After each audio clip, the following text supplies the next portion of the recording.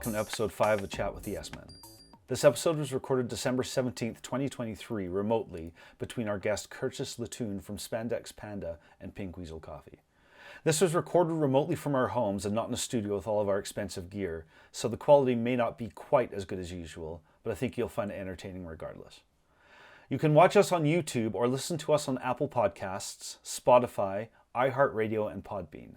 You can also follow us on Facebook, Instagram, and Threads, as well as chatwithyesmen.com, where you'll find all of these links.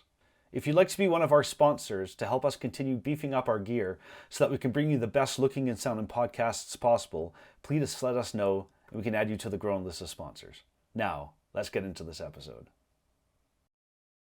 Hello, everyone, and welcome to episode 5 of Chat with Yes Men.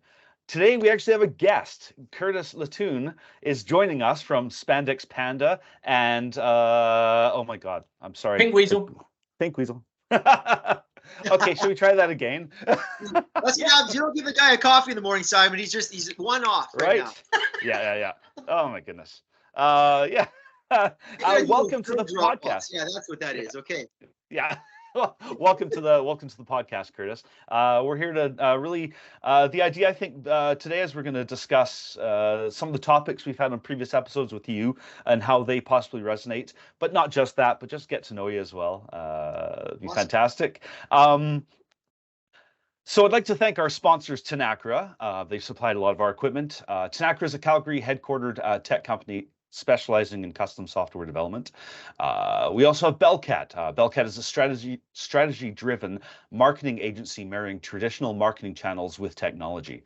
And for our next sponsors, we actually have Curtis. We have Pink Weasel Coffee and Spandex Panda. So thank you, Curtis. That's fantastic. And and Simon, I'll let you carry on with the other. Obviously, TEEMA Solutions there. Yeah. Coming at the end, so we've had Pink Weasel, we have Spandex Panda, obviously dressing us today, and then TEEMA Solutions, so helping clients and candidates across North America reach their technical goals and initiatives throughout the year. Exactly, and usually Platform Calgary, but we're actually not recording in Platform today. We're doing this via Teams, but we'll be back Platform, don't you worry. Awesome. I'd also like to remind our listeners that they can find us on YouTube, Spotify, Apple Podcasts, iHeartRadio, and Podbean. And of course, you can find all this if you just go to chatwithyesmen.com. And you can also follow us on all the socials, Facebook, Instagram, Threads. So yeah. Let's get into it. Yeah. Do I need to introduce him now? I think yes. I'm so excited about this one. It's crazy. Fantastic. So we've got Curtis. So Curtis Latoon, and this is going to be an official one. So excuse me while I look down at my notes that I've made. So Curtis, creator of Spandex Panda, Pink Weasel Coffee, styled for adventure with a taste of adventure. Learn from the past, design for the future. Personally, I've known Curtis for a while. We've ridden bikes together. We've definitely drank coffee together. We've definitely drank other stuff together. And we talk a lot. He's the type of individual that turns up to my house and he hasn't done this yet, but he's very welcome to. Can just walk straight in. So he's definitely seen as part of our family here in Calgary. Always brings a suitcase with some goodies involved, which obviously myself and my kids just flipping swamp onto this suitcase. I think my final part of my introduction is my favorite piece of when he visited us earlier this year was when I think it was the coffee was an idea, or you were just moving into the coffee space. And you found out that Joe was a barista like years and years ago. So Jen and I, Curtis's partner and myself, kind of just sat back and watched the show whilst Curtis and Joe designed drinks and kind of argued over the correct temperature of a beverage and all of this kind of stuff. It was entertainment. But anyway, fantastic. Welcome to the podcast, Curtis. Welcome, Curtis. Thank you, Jen. Really excited. So absolutely. All right. So fantastic. Yeah, I mean, I guess just to give an overview of what we want to chat about, which I think we did at the end of episode 4, was to have the guest on so we can talk about, and just in overview, because we want this to be about you as well, because we want to learn about your journey and stuff and things like that, but also kind of an overview of what the topics that we've talked about, potentially how it's impacted you, hasn't impacted you, got you thinking, and all of that kind of stuff. But yeah, it's I think we've taken on some pretty heavy topics, which makes those topics kind of hard by design to try and then make entertaining listening, right? So absolutely. And I think the fun thing with the direction and the topics is that it's one thing to listen, it's another thing to I guess absorb, and then how does it relate to you? And it's the same as if you went to a motivational event and you get all fired up, but if there's no practical application personally, how to take that emotion and that excitement and direct it into something that's beneficial for you, then it's kind of almost wasted. And that's what's fun with podcasts is you listen to a topic and you're like, and you start to think about it, and it almost be fun where, is there a chat group, or is there people that can kind of, like, you've opened a door and now let's get a conversation going on all these different directions and angles and experiences and expectations, I guess. So, it like, even with the intro game, it always goes back to me, the whole idea of, people are you can compare it to either onions or books, but there's multiple layers. And that's the fun of it is, when people say don't judge a book by its cover, it's interesting because what the saying should almost go more is, maybe you should open the book, read more than just the cover, read more than just the first sentence, and get into chapter 2, chapter 3, chapter 4. And that's where the fun kind of it unwinds. Yep. That's a good point. That's a good point, actually, Jason, isn't it? It's like, get into the book first, read it first, rather than the cover. That's right. Well, people are like onions, they have layers. Wasn't that from Shrek? Anyway. Yes, it was. It's Shrek. I think I can remember the line. You're so wrapped up in layers, onion boy, you forgot to look at the real stuff. So, and I can't remember who said it. I think it might be Donkey, but anyway. Yeah, possibly. It's been a while. So what did you think? In terms, and again, I should mention, actually, and I don't think I've shared this with you either. But Curtis, you're not new to the podcast world either, hey? Like, you've done quite a few podcasts yourself. Well, yeah, that's kind of the funny part. Before podcasts were a thing, back when I lived in Calgary, actually, myself and a good friend at the time, Andrew Albert, we had a little podcast going, and we both worked in the wine industry. And he was a sommelier, and I was an aspiring one. And the whole world of entertainment and alcohol just goes hand in hand, and the parties and the education and how to enjoy. And so we started one. The problem was there wasn't anything other than entertainment, and there was no product at the end. But we started something called Trending Sips. And what we did was, every Wine Wednesday, we'd launch a little 30-minute thing. We both worked in the industry, so which meant we usually worked afternoons and evenings. So we always had the morning. And most of the time, I just go over to Andrew's house and we'd have breakfast. And if there was something that was open, some champagne, some bubbles, something from the night before, we'd have a mimosa, we'd have a coffee, we'd have whatever. And the goal was, what we did was, whatever's going on in the world, what do you drink? Is it gardening season? Is it the holiday season? Is there a sporting event? Is it the Olympics? It didn't matter. And the question was always, well, if you're at the event, is there a traditional drink? If you're at Oktoberfest, if you're at Carnival, if you're at the Stampede in Calgary, what are people drinking? What are they enjoying? What's the stories behind it all? And it was good fun. I got to play a little bit of, we didn't have all the fancy tools and all the cool software stuff you guys have now. And, but just the concept of it all was interesting at the time. And so to see that it's kind of pushed back into what it is now it's awesome. Yeah. How many episodes did you do? I'd have to look back. I think I used SoundCloud back in the day, and there's probably about 50 or so episodes. Like, it was over a year's worth of stuff. Fantastic. But it was a fun way to get together. We had a couple people listen every once in a while, and it was as much informative. Like, I guess the way we should have done it was approach the liquor store we were at the time and get them to pay for it, and we could use it as promo to get people to come into the store, and then host events around sales or seasonality and specials and all that stuff. And that would, in hindsight, that'd be a direction. But yeah, that was good fun. What was life like for you then back in those days?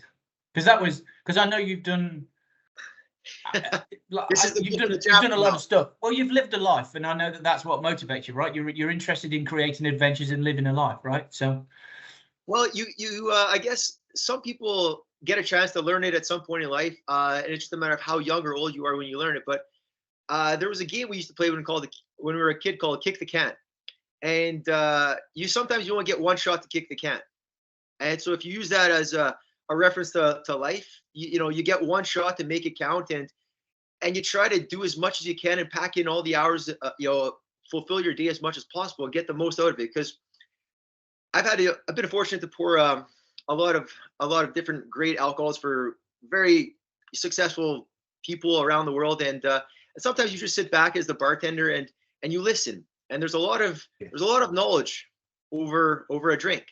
Especially when you're on the side pouring, and there's a lot of wisdom and a lot of life experiences. And so if you can basically, again, harness those concepts and apply it to yourself, where every day of your life you get 24 hours. Everybody gets 24 hours. The thing is, you'll never get those same 24 hours twice. Yeah. So no matter what you do, no matter how you try to duplicate it, the whole Groundhog's Day thing, you can try to make it better. But this situation that we have right now, the fact that it's never happened before also means it'll never happen again. Yeah. I get it. No matter how you try to duplicate it, replicate it, what will have happened since the last time we do it will have changed the outcome of the next one.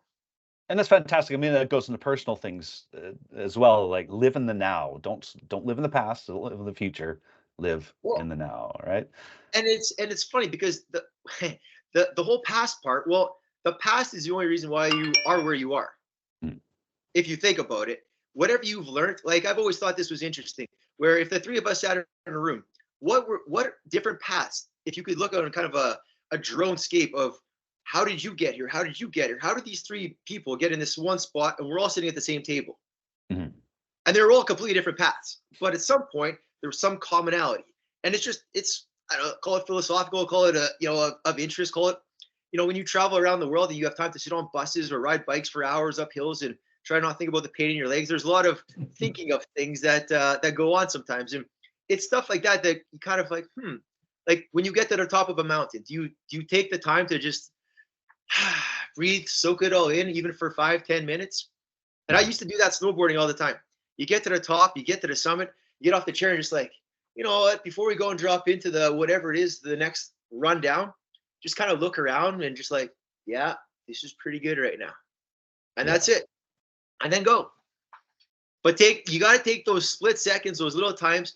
And that's the stuff that sticks out and that is memorable and that it actually enriches whatever that experience was, whether, it's a weekend in Canmore or it's a concert, it's a backstage thing, it's whatever. It doesn't really matter.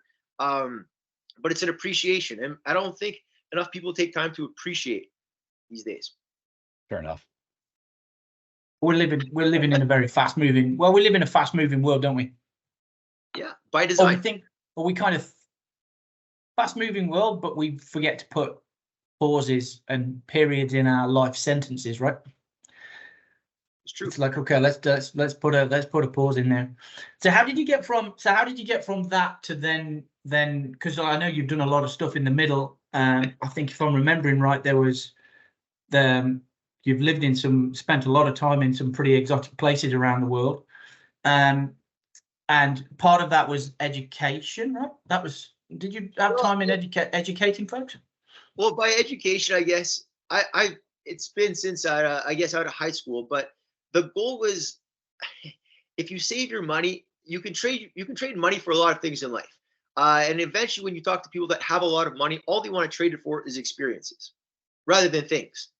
And so, and the other option that people eventually, when they have all this money and they've accrued all this wealth or whatever it is in life, then they want to, spend time in this part of a world, or doing this activity or whatever it is. And so the goal from as far as back as I remember, post university would have been, how do you maximize that part of your life? The time where it's supposed to be the highlight. And so the goal was, and that's what hospitality, I got into the hospitality world over 20 years ago now. I was in Edmonton, a little martini bar a long time ago. And that was coming after I went on a 6-month trip to, it was New Zealand, Australia, Thailand, Malaysia. And I came back and started to realize that, all right, maybe I wasn't going to use my piece of paper that I paid a lot of money for and spent 4 years doing, but hospitality had this, I guess, eternal growth. It was international. You could always continue to learn. There was always more professionals in different parts of the world that you could take nuggets from. And that's why I've, whether it's hospitality, then it was more on the alcohol, the creation, the bartending side. Cycling was of the same thing. There was a little stint where I was playing in the surfboard world for a while. But it's these international, you travel the world to understand, to explore, to experience, to smell, to taste, to touch all these things. Because otherwise, you can watch the videos all you want, but until you're actually there, until you have, the coffee from Colombia in your cup, and you're sitting there, and the ambiance around you, the view, the people, the smells, the sights, that's what makes that cup of coffee the cup of coffee. Or the gin and tonic, or the red wine of Tuscany, or it doesn't matter, or those sunset views in Bali, or the top of Mount Fuji in Japan, or sitting at the little bay in South Africa, in Cape Town. Like, it doesn't matter. So, walking across the top of Table Mountain. That's what I've tried to trade life in for, and do it sooner than later to experience more of it, because it will never be the same again.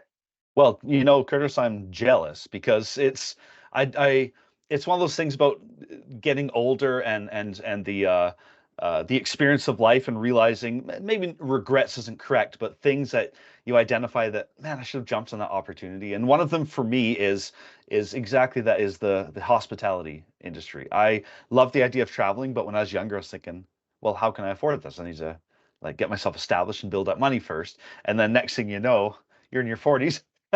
And you've barely traveled, and my goodness, my avenue could have been the hospitality. If I could rewind time and get back to 20 years old, I'd love to work on a ship. I don't know, travel the world that way. Just be, even if I'm in the bloody laundry room of the ship, just get out there and experience and I know guys that have done exactly that. And see, so that's why it's fun right now. Where I'm at in life is that there's people that are in their 20s trying to figure this out. And I guess the biggest thing always becomes it's a why. You have to answer the why. Why do you want to do that? And is the why strong enough? And it doesn't matter if you want to travel, that's one thing. If you want to become, a successful, or have a successful business, that's another. If you want to become an athlete, if you want to become an artist, a gardener, the discipline is irrelevant. But you have to, and again, this goes back to listening to people that with life experience. But a gentleman years ago told me, whatever gets you out of bed at 6 a.m. without question, there's no rolling over, there's no snooze button. What gets you excited enough, fired up enough to get out of bed? And you're like, okay, yeah, I got to do this. And if you can figure out and practice, see, that's the thing. People don't practice dreaming enough. We were talking about this yesterday with Jenny, but I was like, people need to practice dreaming, and then going into that dream and trying to live it, and realizing that, oh, well, what I thought, geez, maybe that's not exactly. So either you pursue that and you get more insight, more experience, or you maybe go a different direction, but go sooner than later. The only regret really should ever be not trying. As long as you try, take an effort, take a direction, take a stance, get your feet wet, as so they say, then there is no regret. Then it's a learned experience. Fair enough. That is, that's a good point. But I also think that broader society has made dreaming almost a bad thing, right? It's like, oh, well, that guy's just a dreamer, because this is a saying that I've recently learned from Jace, which I love. It's like, have you felt your feels? And when you just said that about the 6 o'clock in the morning, that's exactly what you're talking about. If you're opening your eyes and feeling your feels, and immediately are like energized by, okay, then I'm chasing that. And people and it's okay for people to doubt you as long as you don't doubt yourself, I think is what we're saying here. Because there's got to, at some point there has to be a reality that makes the dream palpable, I guess. But you kind of you still got to go for it, and learn from the experience as you go, which a lot of folks, I don't think there's enough of that in the world these days. Well, Crouchy, I think that exactly goes back to the why, though. If people haven't been taught, and that's where now these, there are circles and there are more groups and stuff now where figure out what it is that you like. And traditional directions of, go to post-secondary, get a job, get a house, have a family, there's nothing wrong with that if that's what you want. But the fact that you have to do that is also maybe not for everybody. And so this is the whole, do you spend enough time with yourself, understanding who you are at this point? Because whoever you are now isn't who you were 5 years ago, and probably not who you'll be in 5 years from now. But for this, if I don't know, and this is what I think has happened over the last 3 years a lot, is that people have kind of got pushed to the point where like, geez, you know what? This is kind of the opportunity I want to be a carpenter. I've always liked working with wood, or I want to be a baker, or I want to be a mechanic, or I want to be a musician, or like, it doesn't matter. But the thing that's always funny is whatever it is that drives you, that gets you excited, fired up, passionate about, you'll spend hours researching and just being immersed in it, and time stands still. It's funny enough, somebody in the world will pay you to do exactly that. And it doesn't matter what that thing is. Sometimes it's a little bit hard. Sometimes it's not as mainstream or as common, but somebody will pay you. People that love to garden, people that love to paint, people that love to, create. Maybe I'm not going to say plumbing is maybe a dream for people, but maybe that's there's a creative side to that, or that's just a means to an end to get to the next step.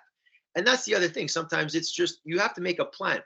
My dad always used to say, if you fail to plan, you should plan to fail. Yeah. So one of my bosses used to say that all the time. The plan can change. That's okay. Yeah. But you have to start with a direction. And as long as you have a direction, you can zigzag 100 times. And you might have thought you were going here and you end up over there. That's okay. But if you just sat there, you're like, well, I don't know. Maybe this sounds good. Like, go through your phone. Who are the last 5 people you talked to, kind of thing. Who you spend your time around 5 people in a week. The most popular 5 people, you become those 5 people, is how that world goes. So of those 5 people, who do you want to be more like, and what parts of their life do you want to be more like? Is it athletic? Is it intellectual? Is it, you want to work on your taste buds? You want to appreciate art? Is it, you want to climb a mountain faster? Whatever it is, I don't know, river rafting or something. Like, it doesn't matter what the thing is. But you have to spend time and surround yourself with people of that same mentality. And that's what you're starting to see more of and that's what the good and the bad, I guess, of the internet is, that it allows what might have been outliers or little groups and little pockets to kind of come together and be like, oh, well, we're all into this. Let's meet here, or let's meet there. Where in the past that wasn't really an option. Yeah. That's so cool. I'm just envisaging. Well, I mean, I'm envisaging like Jace. When you're saying that, it's like it's Jace with fellow musicians, right? It's getting into. I'm sure it's getting into a room. It's getting into a sound booth and just, well, what are we playing? It's like, I don't know. Just somebody lay down a chord, somebody lay a beat, and let's see what comes out of it. Or the times when you and I have ridden bikes, which has not been enough, but it's kind of like, well, which direction are we going? And we'll go, well, we'll go in this direction, and we'll figure it out as we go, right? Depending on weather and back sooner. Okay, we got to back first. Okay, you choose the route there. Yeah, okay, great. Exactly, right. And it's kind of it's neat because it also triggered the idea with guitar as well. Like when you say the people you're surrounding yourself, you become them. Just from the musician standpoint, it's the same way when learning a guitar. Some people put too much effort on trying to figure out how to be themselves, or they're scared that they sound like somebody else. Instead, just embrace the fact that you are the best player there is. Yes.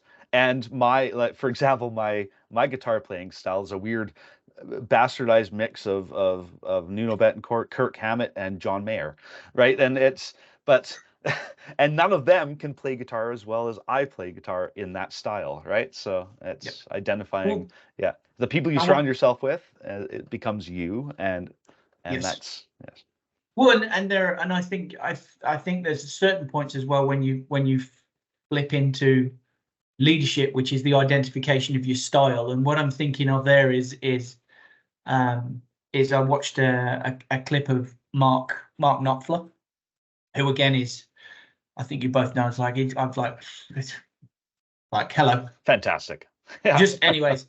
So Okay, he was doing an acoustic version of, I can't remember if it was either Brothers in Arms or Telegraph Road, and it didn't sound right to him. So he came away from the sound booth, all kind of from the recording studio, all frustrated, went back, sat down with his wife, and they were like, "Wait, it's like it just doesn't sound right." And she said, because he was trying to clean it up, right? And she said, "Well, did you do all of your jingly bits?" Which you did, and straight away he's like, that's what it was. I didn't do the wow and all this kind of stuff. And he goes back, it does all the stuff that he normally does, which is just him playing without sheet music, or just putting something in there that wasn't previously planned, and then that's when the magic comes back into the song, right? Yeah, you're now making me think. I've been trying to record a Metallica song so I can make a video of it where I play all the instruments and put it online. And the thing that's been holding me up is the solo. And I think I'm on take 60 for the past year. I have everything but the solo, and it's take 60. I'm like, oh, I'm 98% there, but I'm mad that I don't have the 2%. But you know what? Because I'm trying to sound exactly like Kirk Hammett, and I'm not Kirk Hammett, and I got to let the solo go because no one else is going to notice but me. I'm the one obsessing about that 2%. So, and that's a good point though, Jay. Sorry, right? Yeah. But really quickly, that's that whole. There's people out there, and I have friends like that where they've started a process, and almost to have it finished, like their version of what perfect is kind of only for them. But the rest of the world, that they'll never get to see it, will never know how even close to the whole thing was. Yeah. Never mind, maybe somebody will watch like, hey, you know what? I could give this guy a hand, or you could reach out to somebody and they might give, there might be an assistance or a direction. We're like, that's that one little thing. But because you never try to finish it, because it's like having shoe boxes. You just have all these little things put away, and you're like, and sadly someday maybe somebody comes across your shoebox collection, like, man, there's all this amazing stuff in there. Like, could you imagine the artists of whatever, whether it's painting, sculptures, poetry, writing, music, like sheets of music that are probably stuck in people's basements, houses, closets that have never been played, never been publicized, but they're there, and somebody would find them like, wow, like this, like some storage locker thing. Right. And I do that. I do that on my own as well as a musician when I'm writing songs. I could be walking down the street to a client meeting, and then a melody just kicks into my head. So I get my phone and I just start recording, and I hum the melody, or sometimes I'll plug in one of these damn guitars in, and I kind of have a riff idea, and I record it, and then not good. So then I have this whole bank of shoeboxes that maybe 3 years later I'll dip in and go, what was I trying to do here? And it triggers another idea that actually becomes a full-fledged song. But and that's like, could you imagine right now if there was some kind of shareable archive base where whatever your discipline is, like for me, let's say with bike parts or something, where and there are friends I have around the world now that have all these parts and pieces, and right now I've got this Pinarello sitting here. I'm like, okay, I need this piece and this piece, and so I go and they're like, oh well, I was never going to be able to finish this bike, but I have these parts, and you can use them. Well, okay, like I'm working on this other bike, and all of a sudden there's this trading, and so now both parties come out further ahead, closer to their final goal. But what if there was, for you, Jay, let's say with music, all these shoe boxes that you're like, oh, you know what? If I could like into that and into this, and that'd be wow. I never thought if I put that in that thing, and the guy's like, oh, I never crossed my mind, but yeah, okay, have at her. Right. Yeah. It's fantastic. I think a lot of people are also scared that I think a lot of musicians feel, I'm not going to lie to you, I have not really made much money. All these guitars were bought with my own money, not through paid gigs. Believe me. But yeah, if that sharing would be great, because honestly, most people aren't going to make money with their music, so why not share it with the world? And if somebody takes one of my riffs, I'll throw my stuff online, and I do. And if somebody takes one, if not that anyone has, but if they were to, I'd be honored. Like, it's not like I'm Well, going to get rich Yeah. off that riff. Yep. So, See, there's a fun point right now. So again, this learned years ago, and when I was living in Mexico. But there was the story about the businessman and the fisherman. no. No. So the story is, we'll do a quick version of it, but basically, a New York businessman comes down to a coast, and he wants to go fishing for the day. So he hires this local fisherman. They take him on a boat. He has a great time. They catch all this fish, drink some beer, enjoy the sunset. They're back at the beach right now. They're going to do a barbecue, cook up the fish. And while the fisherman's cleaning the fish and getting everything ready for the evening, there we sit around having a beer, talking about the stories and all that. What a great day. We had so much fun. The view, the sea, like it was, adrenaline, all these fish. And the business guy just goes into his mode of, hey, you know what? Like, you have a great thing going here. If you would just take this and, we could set up a finance program, and we could get you, 3 more boats. And then in 5 years, we'd finance again, and we'd get you 5 boats, and you could have this fleet of boats that would be going out every day. And you'd have, you could just be managing these captains, and have people flying in from here and there. And I got people in, LA that would come out and this and that. And he's like, and the fisherman just sitting there, he's cleaning his fish or whatever and drinking beer. And he's like, okay. And so the business guy's all fired up. He's like, well, so what do we could do this and this. And then he said, so then you could sell it off in about 10 years, and you'd have millions. And then, and fisherman, like, yeah, okay, that's interesting. He said, so, and the business goes, so, if you had millions, then you could do whatever you wanted to do in their world. Like whatever. He's like, fisherman, like, oh, okay. He's like, well, I go fishing every day, and that's all I want to do. So Yeah. kind of went full circle. Full circle. There you go. That's well, like, what are you doing it for? If you can break it down and you enjoy making music, then the money is secondary. The money, it's not for the money. And I can tell you that from, not because I have a lot of money by any stretch, but ask anybody that has money or is on the quest to make a lot of money. Ask them what it's for. What are they going to do with it when they have whatever magical number that number is? Nobody knows. Nobody's got a good answer to that. That's why it's entertaining, because the people that have so much of it give it all away anyways. And most of them aren't happy regardless. But yet I can go to places like when I lived in Bali and surf there. And, I took he became a friend eventually, but at the time he was a driver for me because he was taking me all these little surf breaks. And he said one night, let's go out for seafood. So he would drive me to the restaurant right on the ocean. He said, here's the fish market. Here's this, these great restaurants. I'll get you in. So he gets me into the restaurant. I'm by myself. And he says, well, I'll just be in the van with all the, there's a parking lot full of drivers sitting in their van waiting for their clients. I said, well, I'm by myself. No, come for dinner. He's like, no. We don't do that. I was like, well, I'm not going to eat by myself tonight. There's a beautiful view. There's fish.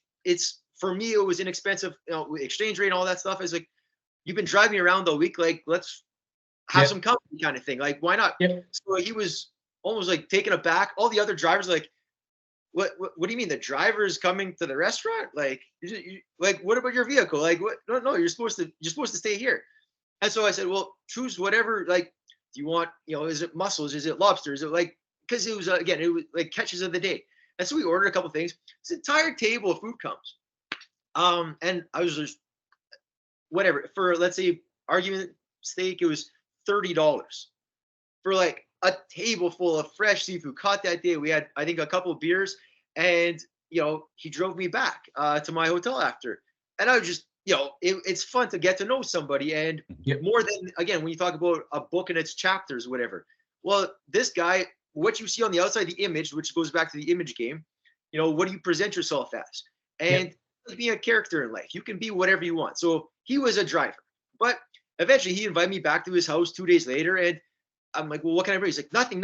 He just wanted to host. He just wanted to be the same, offer the same gratitude back. And so, we sat in his house, again, on these little concrete bricks, and he made beautiful, fish off this little barbecue, taught me how to make this little sambal sauce, and with rice. And I brought this little Mickey of whiskey because they don't drink whiskey, but, special occasions. So we all poured a little bit, and he invited his parents over, and having a foreigner to him over was the biggest thing in the world.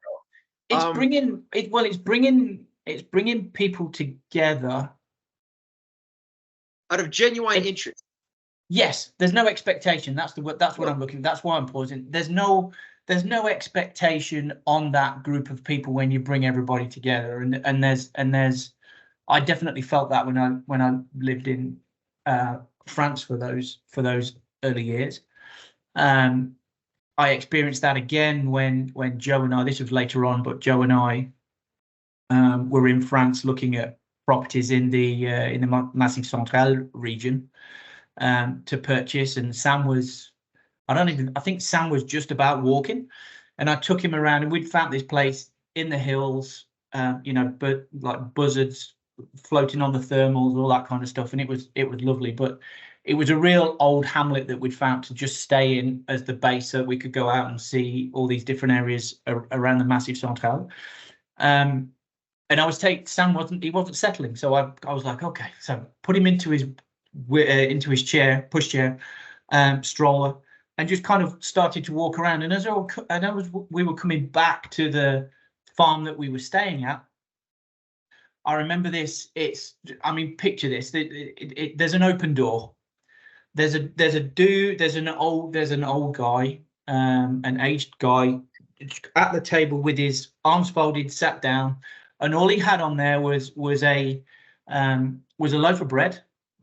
Obviously, you're in France. Loaf of bread, bottle of wine, and I'm not making this up. It's because it's very stereotypical, and a little bit of cheese. And as I walked by, because I'm like, oh, the dude's asleep, the head come up, and he said, "Hey, how you going?" And back in those days, I could speak French a hell of a lot better than I can nowadays. But so we had a conversation, and he was like, the guy had nothing. There was nothing, but the invitation was there. It was like, do you want to come in, see if we can get the boy to sleep? Because obviously Sam heard the conversation, so he immediately wakes up, and I'm like, oh man, this is like, you're not helping, you're not helping, right?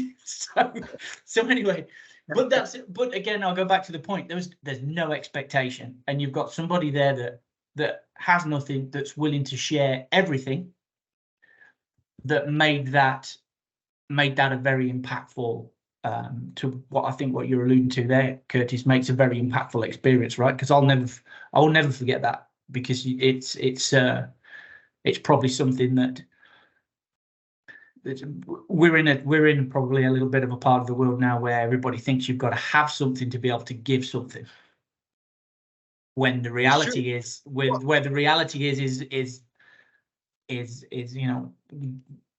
the opposite. Like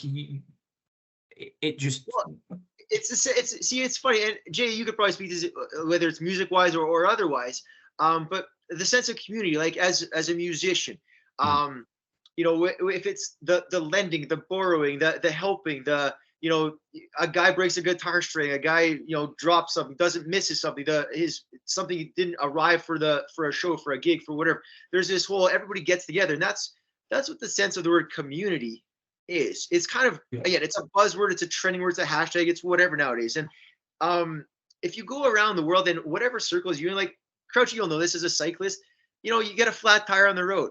Well, you run out of tubes. Somebody else in the decency of the world is, well, hey, here's a tube. Hey, here, let me help you fix a flat. Let's get you to the next town. And that's what some people have to, you shouldn't have to try that hard. It's, whether it's ethics or morals or whatever you want to call it. But it's the decency of being a good person. Mm-hmm. And I've learned this years ago. I've tested the theory, and it's proven, I can prove it one way or the other, but karma is a thing. I've seen both happen, but that's our whole, some people say it's, putting it out into the universe and good things come back, or, you get what you receive kind of thing, or whatever it is. I actually usually have the elastic band approach, where the harder you pull, the harder it comes back also. So it's also never a one-to-one when it comes to karma either. I'm just saying, some things have happened lately, and I kind of need karma to give something back. Well, but it always does in the end, for sure. But Jay, that's crazy, because this morning I saw somewhere rolling through the feed world, the hardships that you've experienced now aren't comparable to the joys that you'll experience coming. Mm-hmm. And it was interesting, because it's that whole, when you're stuck in whatever at the time, you never think of, oh wow, okay, maybe there is, that silver lining or whatever, because that's what you're in. But all of a sudden, when you take a step back and you look at what you're like, wow, that happened, and you never know when that little door is going to open, or that window, or that whatever, that opportunity in life. Fair enough. Exactly. Yeah. Yeah. So I'm going to take us back to. Yeah, you keep us on topic here. I was going to say, come on, so Simon. we've done a lot of. We've said a lot already. So in terms of so episode 1, I think the strap line that we used there was if there's a way to survive, then there is a way to thrive. And I do believe that. I guess what we're talking about there is scenarios where that's the truth, right? But I also want to know what your thoughts are on that first episode.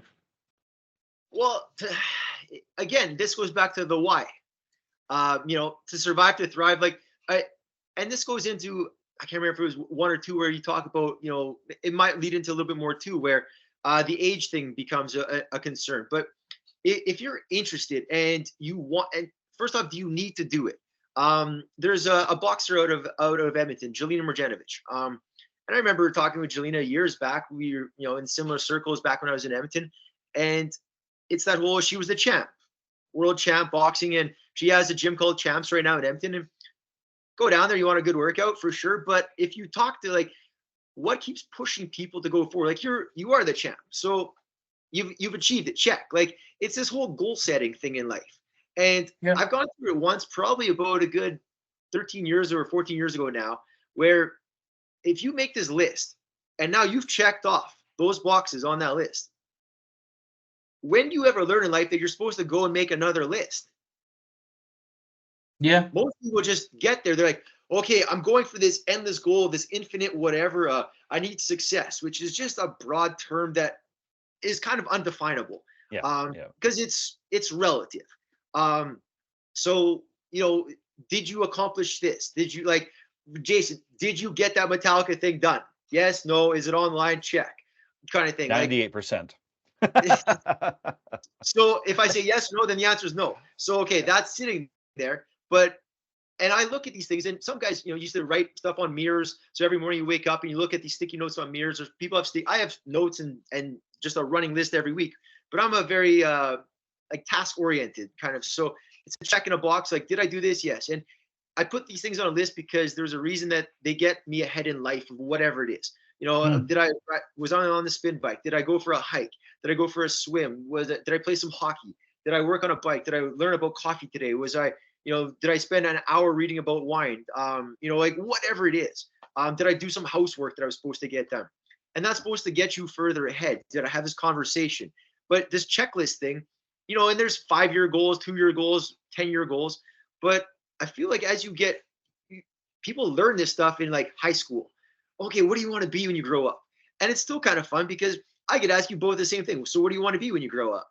I don't think I've ever stopped. I don't think I've ever stopped thinking that. Yeah, I'll let you know when I become an adult. So good, but that's the fun of it because and I know some you've talked to this point on the podcast before, even about this continually moving forward, and you're never going to retire. And I think the retirement phrase is interesting, especially having lived and experienced parts of the world where retirement is a very North American concept. And there's going to be all kind of people that it's going to shake up their realms of what they've been taught or thought or whatever. But the question always goes back to, so when you retire, what are you going to do at retirement? What are you saving up? What are you working so hard? What are you trading your life for? What are you going to trade 20 years of your life to get to this point? To do what? What is it that you're trying to get to? Is it to go sit on a beach? Is it to start learning how to paint? Is it, I don't know, you're going to become a sailor. I'm going to learn how to sail when I get to 60. So then the question I've always had is, why do you have to wait to this time? Is it monetary amount that you have to accrue to try to start? And most of the time it isn't. Most of the time, if you get started sooner, you can get into the enjoyment sooner, which then begs the question, if you're desiring that, why wouldn't you want to enjoy it sooner than later? Yep. Like, why have to wait? Why put it off? Because what if that day sadly, never comes? Well, I think the one thing that kind of pops to mind with that is, of course, monetary issues frequently come up with a lot of people. I mean, sure, it's entered my brain as to why I haven't done something yet.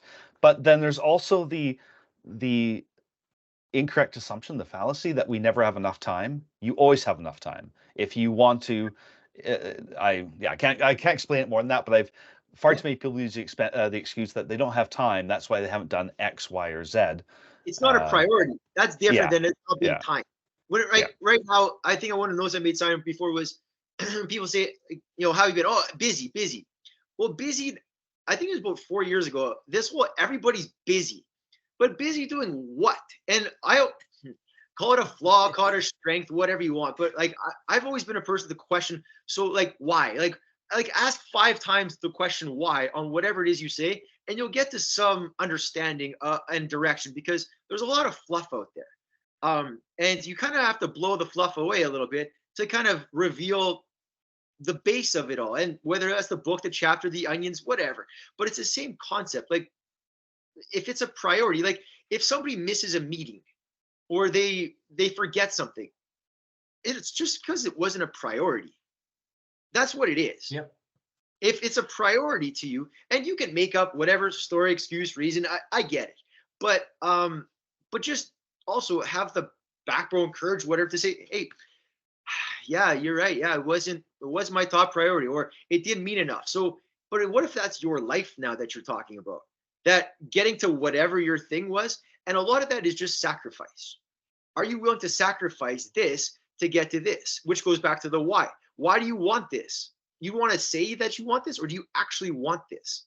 If you really want whatever this is, if you want to travel, then you'll give up going to Starbucks or whatever it is, or like there's a whole economic side that you can then play. And so when it's monetary based, like I learned, this was one of my favorite, Susan Kemp was a professor at University of Alberta, if she's still around, but she was an economics 101 teacher.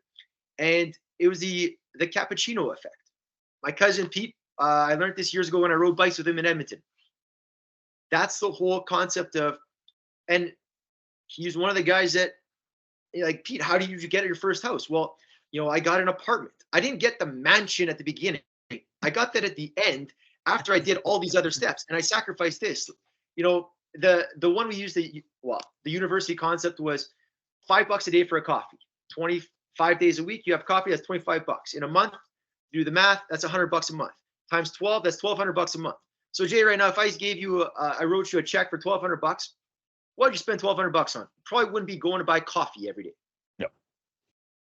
I'm also cheap with my coffee. I don't get all those ones with sugar and cream on the top. So like $1,200 buys me about 3 years worth of coffee. So. But the university version of that was, and this is going back 20 some years now, but for simple math, let's say you go out for wings on Wednesday with your buddies. Okay, wings and beers. We used to buy pitchers and wings back in the day, leave a tip, call it $50. Then you go out on a Friday, go out on a Saturday night. By the time you get drinks, dinner, whatever, $100. So just for simple math, those numbers don't exist anymore. But so let's say it's $250 a week on fairly simple, common entertainment. $250 times 4 is $1,000 a month. You've spent on fairly excitable, experiential, just kind of just living. So 1,000 times 12. So now, Jay, if I give you a check, here's $12,000 1 year, what would you spend $12,000 on? And not one person I've ever asked a question to has ever said, I spend on chicken wings and beer.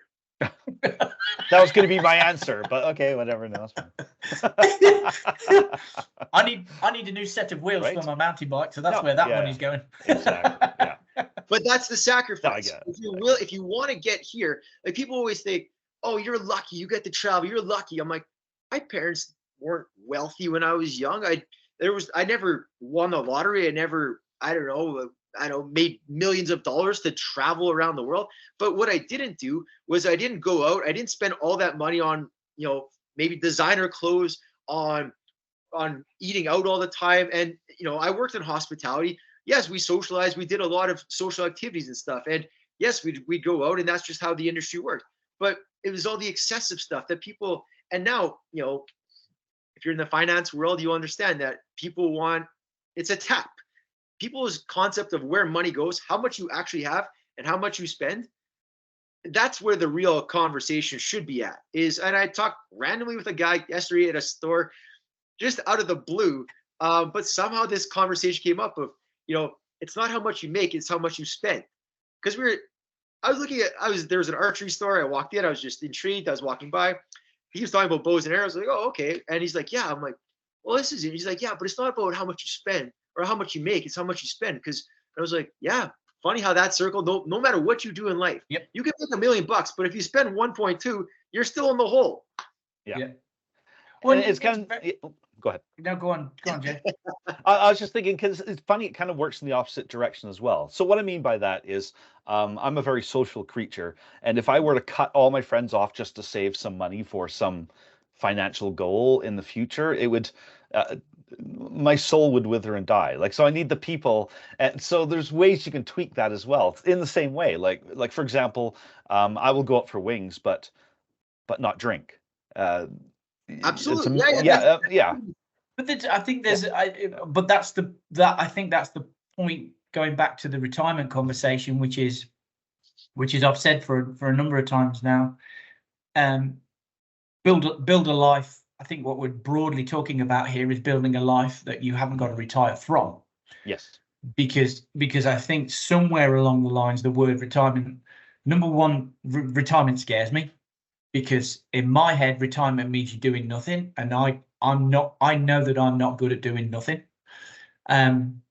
And I know that, there's a commercial out there at the minute that just drives me insane. But one of the lines is, even if you've worked hard and earned and saved over $1 million, and I'm like, who the hell in the world is sat on $1 million? And if you've sat on $1 million or are sat on $1 million, what have you missed? Like, what have you said no to? And that was the scary bit. That's where I kind of get into my own head a little bit and said, well, why have you said no to buying something that you've always wanted, and you're able to afford it, so that your finances are still intact and you're still good, or you haven't gone to that place and experienced the experience or felt your feels in that environment because you've always wanted to do it, just so you can get this kind of superfluous box of money, because it's kind of like, well, when I get to 60 something, then I'm done. And it's like, well, you can do that. And this is the world of Simon, right? Which all of us on this call know is sometimes a little bit, the world of Simon takes a bit of understanding sometimes, but it's kind of like, well, if you have health and you're blessed with health, just work on something where you can always do income, and then you're not relying on like the stuff that you're squirreling away. So how many days does it take for you to start a new habit? Either break an old habit or start a new habit? Oh, there's a number there, isn't there? I've heard. Yes, there is. It's 3 weeks, isn't it? 3 weeks. 21 days, yeah. Yeah. So Jay, that's where the fun of it becomes, is if you want something bad enough, you start doing it, and it becomes routine. See, now, if you say that monetary wise, you have to make this much money to go and travel. Well, what happens is, on the process, on the steps to getting to this number, whatever that number is, or buy a house or buy a car or go to Hawaii, or whatever the thing is that your pedestal is, in the process of getting to that, if you aren't preparing, it's kind of like if you're trying to go to Everest, but you're not doing any other hiking or climbing. Just because now the date and it's come that you're going to Everest, you've done no preparation to actually enjoy once you get there. And you've designed all these other habits on getting there, but not to actually, you can do all these things, but now when you're retired or of retirement age or with money to do whatever your activity is, there's no understanding, there's no ability to do it, because you've spent your life doing something completely different.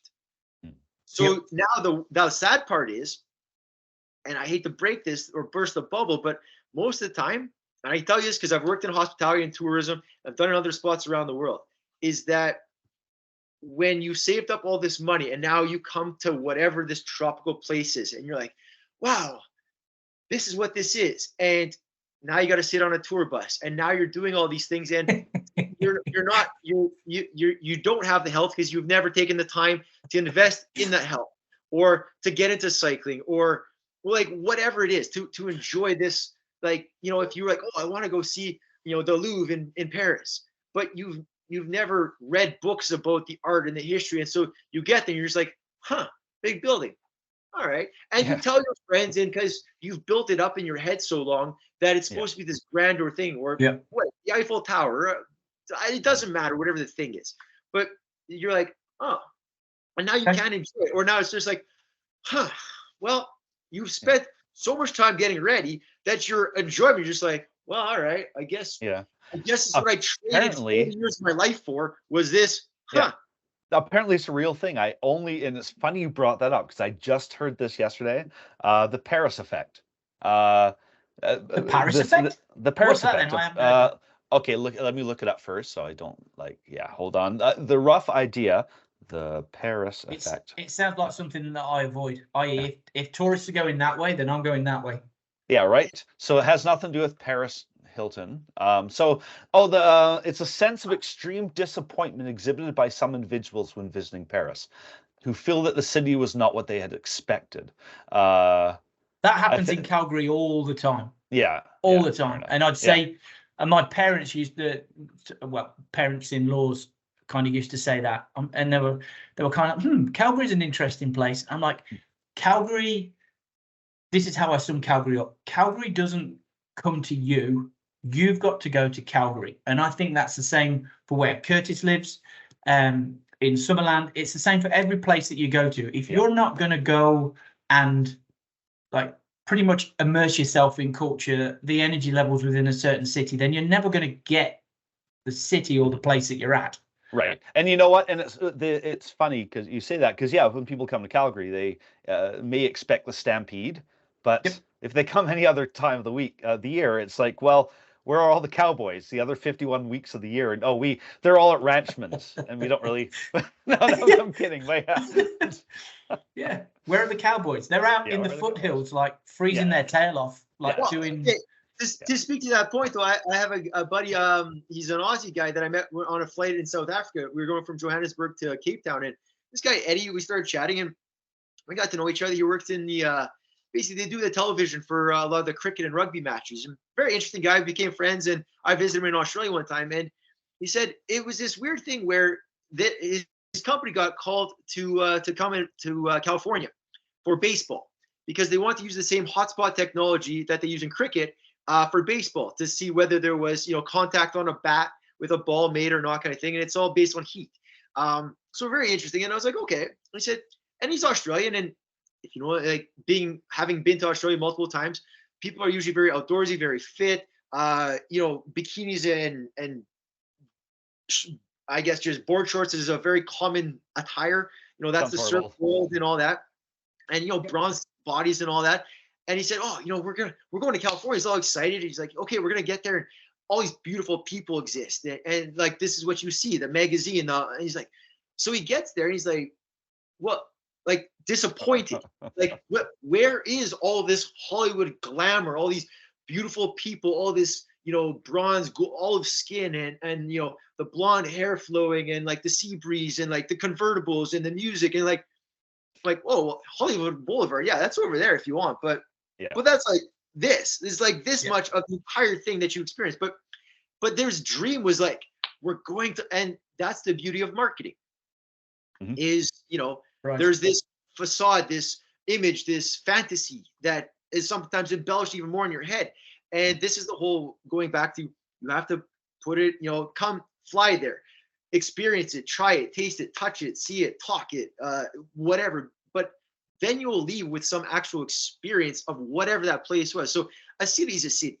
But if you like, Jay, if I put you on a world ticket right now, I said, you get 6 stops around the world, choose whatever cities, but let's say it's music based for purposes of, and so choose those 6 cities, and the cities are going to be the cities, but you're going to go to those cities specifically for these little nuggets of musical history. Maybe somebody played there, maybe there's a show going on, there's somebody that inspires you, that you look up to, that you can learn from.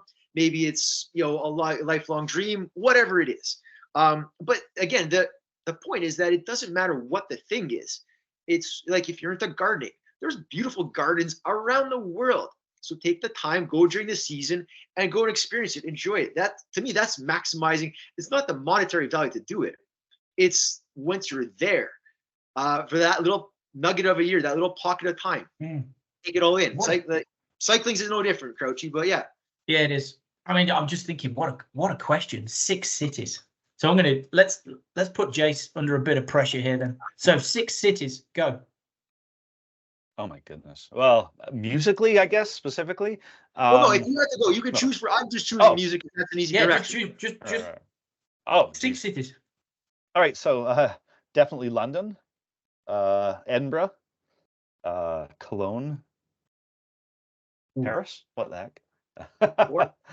Right. I tend to be very Europe based. But in the States, Boston. 5. One more.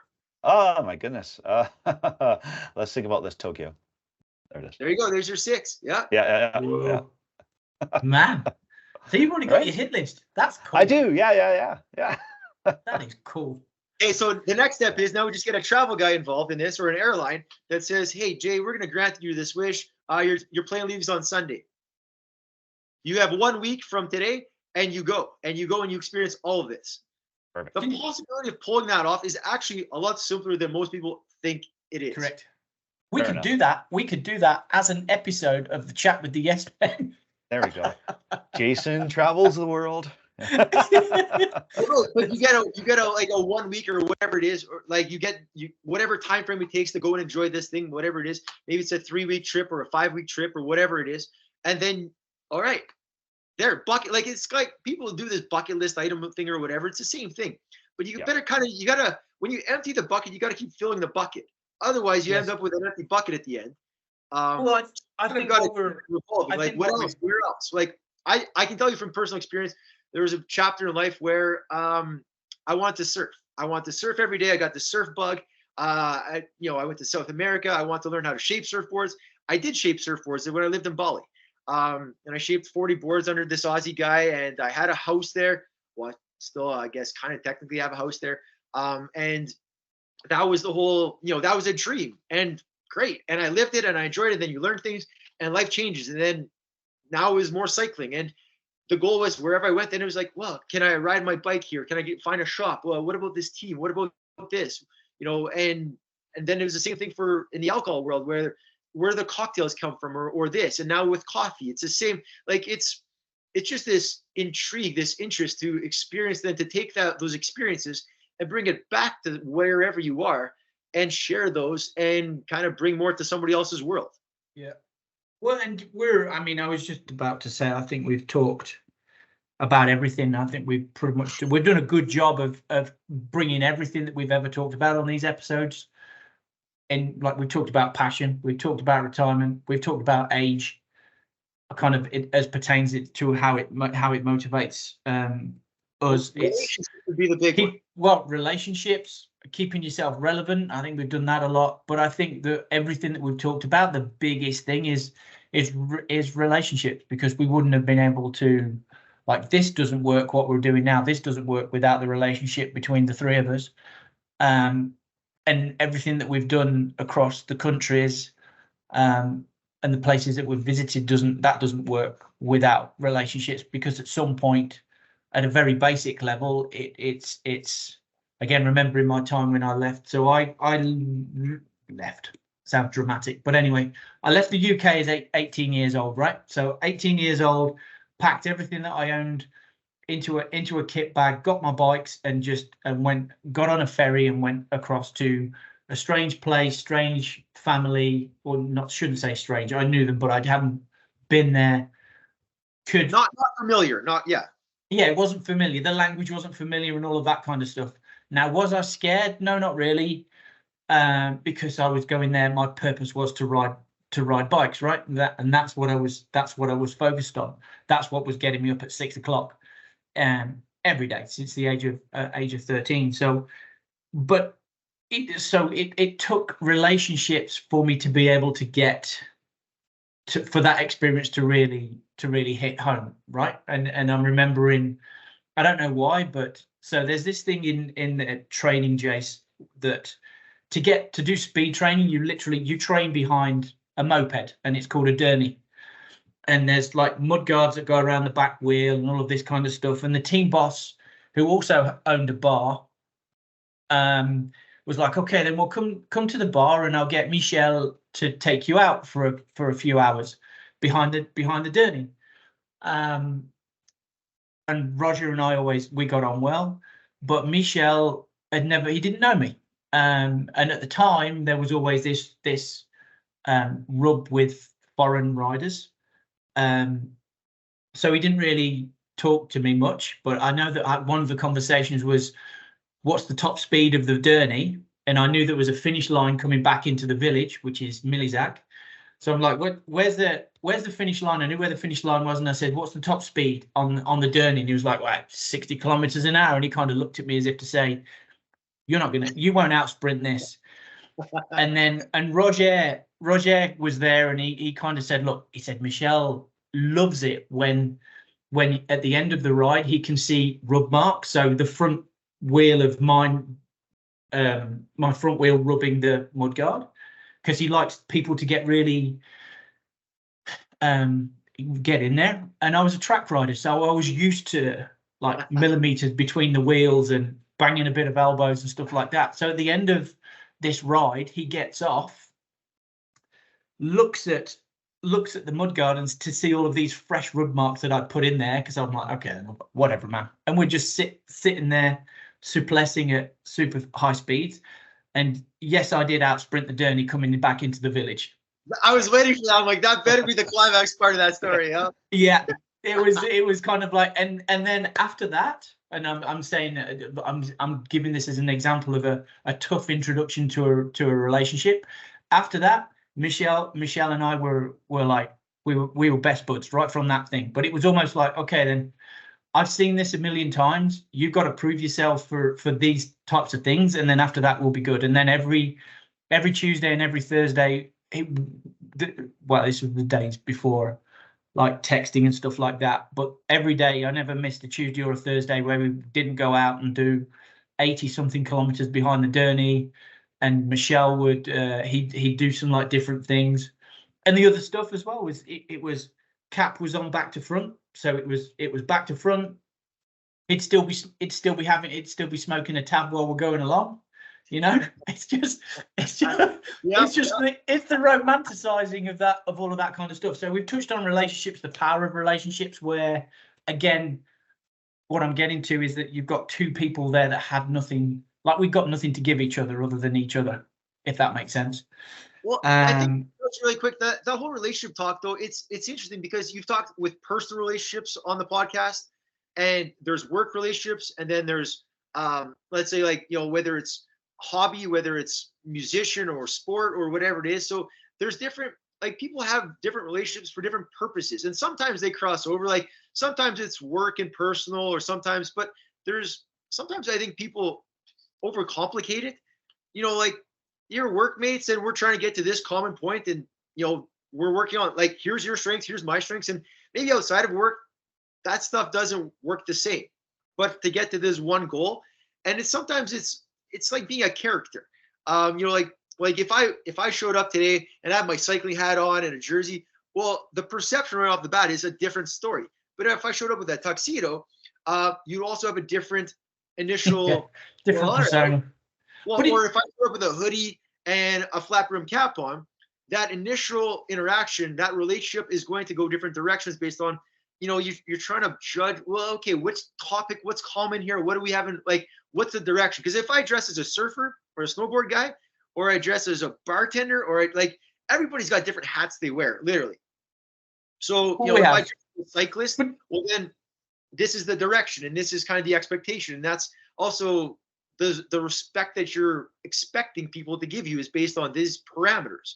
You know, if Jason's walking around a bar, he's got a guitar still, or he's got a strap, or he's got a pick, or he's got like, there's a musician side to him, which is a different world than if he's wearing, you know, a collared shirt, like he just came from an executive meeting of some kind. Like everybody has different hats. And it's like, I think it was the last episode where you're talking about like your weekend wear. Yes. Yeah. Well, what you wear to bed and what you wear, you know, in a boardroom hopefully are different nowadays, because your expectation at those times of day or of your life are a little bit different. Yeah. But I mean, but there's something that just popped into my head then when we were talking about that, like, especially on the relationship piece, because I know we talked a bit about that, but it's my interpretation of relationship is that I know that I've brought 100% of me to what we're doing now, and whether it's business or whether it's not business, then 100% of me is walking into that room. There are times when it's tough for everybody, not just me, to take 100% of yourself into that room. And I think that's kind of the foundation, because what I'm talking about there is the trust between, just the basic trust between self and the people that you're sitting down with, right? Well, and being able to do that. There's also a professionalism or an expectation as a professional of whatever direction you are, that it's not that people can't have emotions or whatever, but I remember this in the service industry was, people. I remember one server at the time. I was a general manager, and she came in and her dog had died, and it was a full room. Everybody's and she's crying and this, and we pull her off this. Hey, what? I understand what happened, and there's kind of two directions right now. Either we can't work tonight, based on this, or can you become a character? Not to dismiss it. It's just to kind of put yourself in character, and then we can go back to this and address, and let's sit down after the shift is done, and here, I'll buy you a cocktail, I'll buy you a beer, and whatever, talk about memories and the dog and all that stuff. But can we just, and it's a mental game, it's a team game, and when people know, I guess, that you've got their back no matter what, then there's this whole, okay, let's get this done, and then we can go back to this. It's not to bury it and you never talk about it, you just put it away and go deal with it on your own. It's more so, here's the expectation that you're going to serve a table, that there's this light, educational, entertaining, smiling, bright, cheery-eyed person that's going to, people have saved up their money to come tonight to enjoy this. And so can you get into that? And that's a relationship thing too. Like it's interesting, but it's a lot. How we doing with everything, with the dynamics, Jace? It's good. Yeah, it's fantastic. And we're at the hour and 13-minute mark, just to warn you. Are we? Well. Yeah. How much preamble did we have? About 10 minutes? Probably about 10 minutes. So I'd say we're at probably an hour and 5 right now overall. So just letting you know. Well, no, I cut this whole part out, but yeah. Well, I'm kind of thinking we need a bit of a. I mean, we need a bit of a, as we're demonstrating here. This is typically the way that a conversation that Simon and Curtis go, right? It's just we just kind of another 2 hours. Jesus, guys, no. I'm kidding. But there's and again, I hope we've talked about this enough before. It's the way that we're talking about the way we support each other. We're talking about the way that we motivate each other. We're talking. It's all of that stuff. It still comes back to trust, and just a genuine kind of desire to help each other out. So I think for the final question that I wanted to ask you, Curtis, was tell us about. Bring us up to speed with Pink Weasel and Spandex Panda, because I know a little bit of that, which is riding a bike through adventure. But yeah, go tell us about Pink Weasel. Okay, yeah, so the Panda it's a whole story. It started out actually in Calgary regarding a bike shop, a mascot. It went from mascot to freelance mascot. Then it went into, I want a piece of a pie of something myself, and I was working around wine and hospitality as well as a bike shop. And so finding clothing that made sense to be able to do both at the same time. Classic merino, old school jerseys were very clean, very simple, kind of a 1/3 zippered up knitted sweater kind of thing, which you could hop on a bike ride across town, put on a pair of pants, and all of a sudden I could pour wine, whiskey, whatever, tell stories, host whatever it was. And that was where maybe there's a clothing line associated with this. And then it snowballs into basically, okay, well, I lived in Asia already, so maybe do I want to get it produced in Asia? Well, what kind of clothing? Because then you got to start nailing it all down. Well, is it just racing wear? Well, no, I want to be able to do this for myself. So then there's people that want to also, travel, lifestyle, enjoyment. And then, well, merino was a material that they used to use for cycling. Well, merino in New Zealand was an option, but all the origins go back to Europe. So whether it's Spain or Italy or France or England, these are all areas of production. Italy sank in based, I think, more on the culture and the social side of it that I love. Contact some suppliers, spend a bunch of money, and let's try to create a little clothing line that is premium, that's boutique, that's high end, that that you would save up for and enjoy and would last for more than long time, 10 washes, kind of thing. And but also for me, it was the dress code. And having worked at a martini bar as one of my first hospitality gigs, the dress code was actually very important. We actually had a dress code at the martini bar where if you didn't meet the dress code for the night, we would kindly suggest other locations on White Ave that might be a better fit for you. And the reason was, and Casey was one of the guys, a part of it at the time. He got me in with the Hudson's crowd, Hudson's Canadian Tap House. I don't know if he's still part of that, but he was in Kelowna right now, Greta Bar. I know that's his big baby right now. They're launching in Toronto and all that. But there's one in Calgary, and I remember it was the same thing at Hudson's. I came on to work with the crew in down south in Calgary, and it was all about, you wanted a crowd to come in that respected the atmosphere, their surroundings. And so when you get dressed up for a night, you're a character. You wear a flat brim cap, you wear a hoodie, you wear whatever you wear. I don't care. Back then, Ed Hardy, gold chains, bedazzled this, great. But you also then adopt a certain attitude. And when you are in whatever character you are in, you're trying to personify this image. And it's very hard to sometimes break that character, especially when you add alcohol or other substances in a social nightclub, pub bar setting. And so that was one of the prerequisites, was Hudson's at the time. We sat at the door, and I would work the door, not because I was a fighter, a big guy, or intimidating.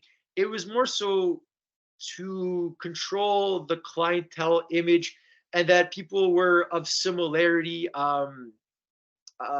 clothing, wardrobe wise, dress code wise. Yep.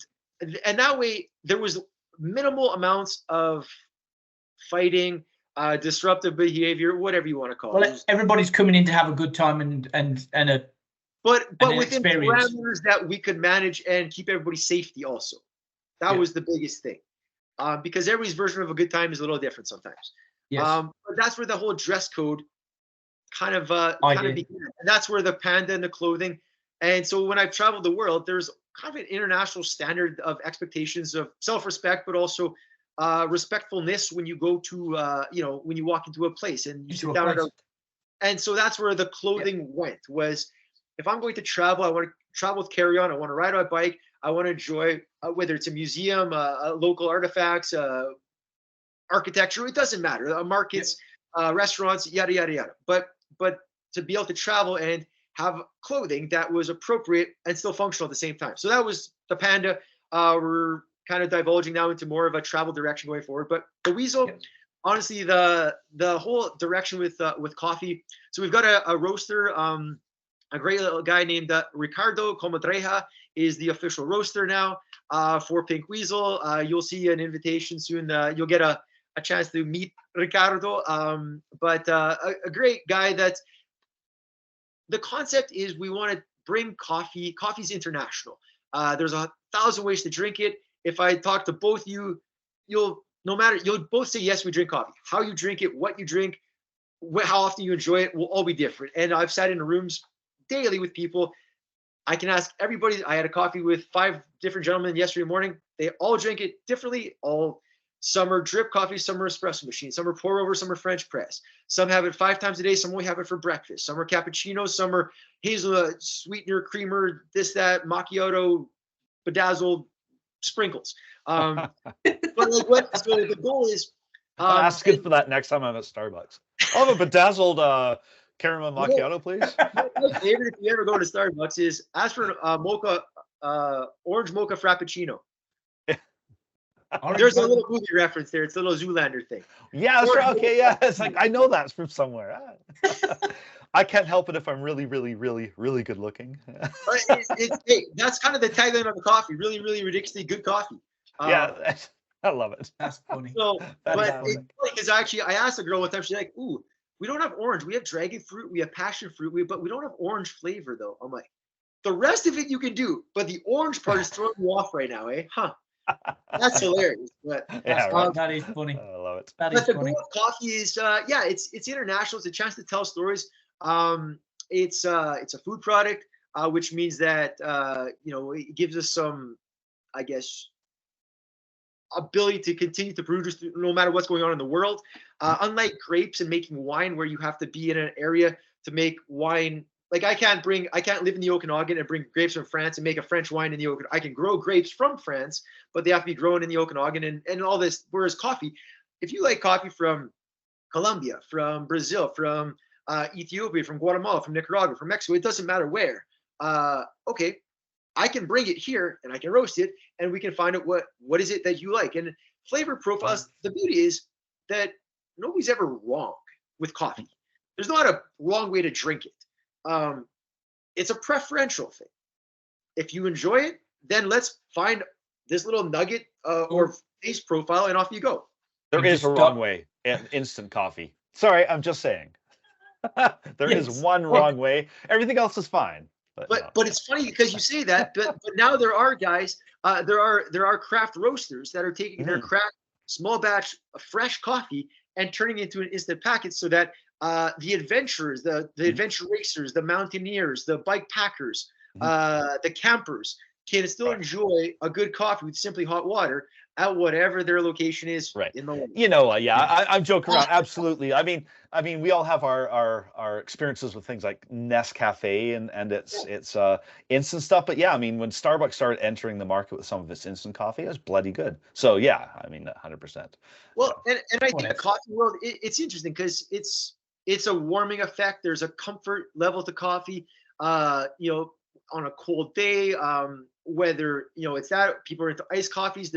And the varieties of how people enjoy it around the world. Like in Italy, enjoying like a shakerato, which is basically an espresso shot with ice, and shaken with a little bit of syrup, and that's it. And there's this creamy little foam head on top that occurs, and that's a way to enjoy it. Turkish coffee is a different style. Colombian coffee, like there's not a bad way to have it. Do you know what you like? And can we find that? And like Ali Jackson, cycling extraordinaire, Alberta girl.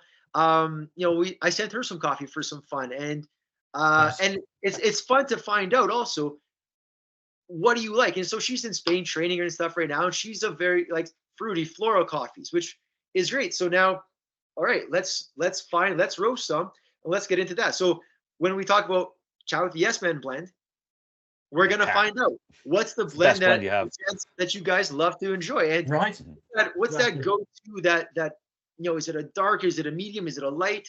How coarse do you grind it? We want a little bit more of this, a little bit of that.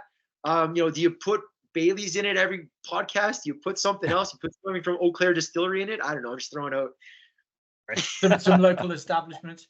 I think Curtis, I've really enjoyed this. Yes. Stick around when stick around after Jason takes the record button off. For sure. But I've thoroughly enjoyed. Agreed. We'll get you back on again, Curtis. Absolutely. We got too much stuff to talk about, right? So. Well, yeah, this was the book version. We'll do a book of this eventually, right? we got a book in there somewhere. Jess, it's been a blast. Much appreciated. Thank you very much. Keep doing the good work. Thanks, Curtis. Thank you, Curtis. Yeah, so again, everyone, thanks for listening. That was episode 5 of Chat with Yes Men. I would like to thank our sponsors. Again, Tanakra Bellcat, Pink Weasel Coffee, and Spandex Panda. Spandex Panda. Thank you very much, Curtis. And of course, I can speak if you want to continue. TEEMA Yep. Solutions, that's right. TEEMA Solutions. Thank you very much for allowing us to do this. Exactly. And go to chatwiththesmen.com because we have everything there. But you can follow us on Facebook, Instagram, Threads, on YouTube, where you can watch us, or you can listen to us on Spotify, Apple Podcasts, iHeartRadio, or Podbean. And again, thank you for joining us today. Thank you, Curtis Latoon, for being our very first guest. It's I'm an honor. Jason I appreciate it. Thank you. Thanks so much. I'm Jason Wiles, and I'm Simon Krebs. Thank you for listening. that's Chat with the S-Men. Be kind to each other.